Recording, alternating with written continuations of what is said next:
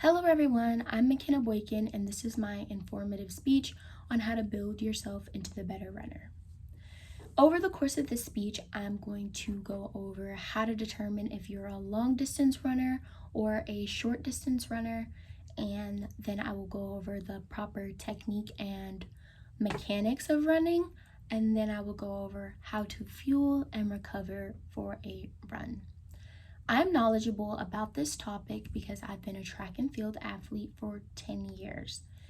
And over the course of my track career, I've been coached by expert coaches and have learned a lot from them, along with my own supplemental research that I've put in on the side. So I believe I'm a credible source when it comes to this. Running does a lot of good things for your body. For example, it reduces the risk of cardiovascular disease, helps improve someone's energy throughout the day, and helps someone sleep through the night as well. And with all of these benefits, running has become a very popular sport. It's increased in popularity 57% in the last decade, according to Runner's Blueprint. So the first way to get into running is determining whether you want to cover longer distances or shorter distances. And really, you just determine if you want to do shorter spurts of really quick stuff, or you want to take more time and cover longer mileage, and it's at a more relaxed pace though. So two edges of the sword, you really have to pick.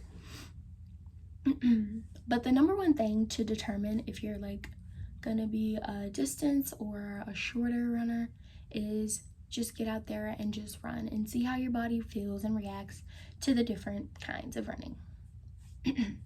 Next, I will go over the physical mechanics of running.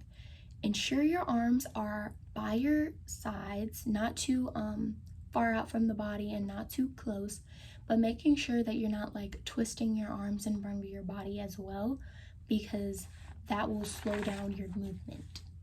As for stride length, it is important that you determine your own natural stride and see how that fits into what you want to go into. If you're going to do short sprints, you'll typically have a longer stride because you're trying to cover as much ground as quickly as possible.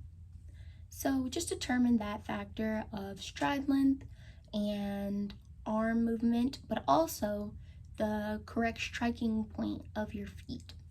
So if you ever get confused about where you want to land on your foot, think not the toes and not the heel. You want to land on the ball part of your foot, because that part reduces the risk of injuries when you're running and stuff, but it also makes your form look much better. Next, I'm going to cover how to recover and fuel for a run. Recovering helps you not feel so sore and really get the most out of your run. So my favorite way to recover is stretching. Stretching is very important because it loosens one's muscles and increases flexibility, which is very good to the sport of running. And getting a good night's rest and taking an ice bath is definitely the most grueling way to recover, but it has been researched to speed up the process of recovery.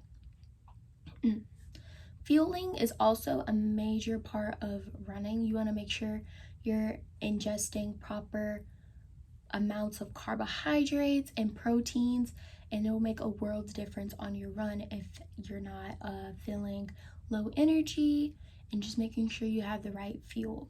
So a cold electrolyte drink or adequate hydration habits like 8 cups of water a day makes a big difference in running.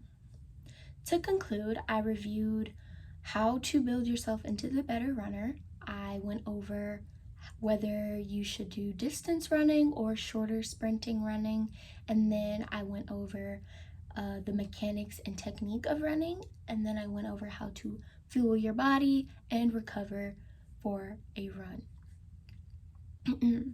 I hope I've improved you guys' knowledge on running and really encourage someone to kind of pick up the habit to run. So thank you guys for listening, and bye.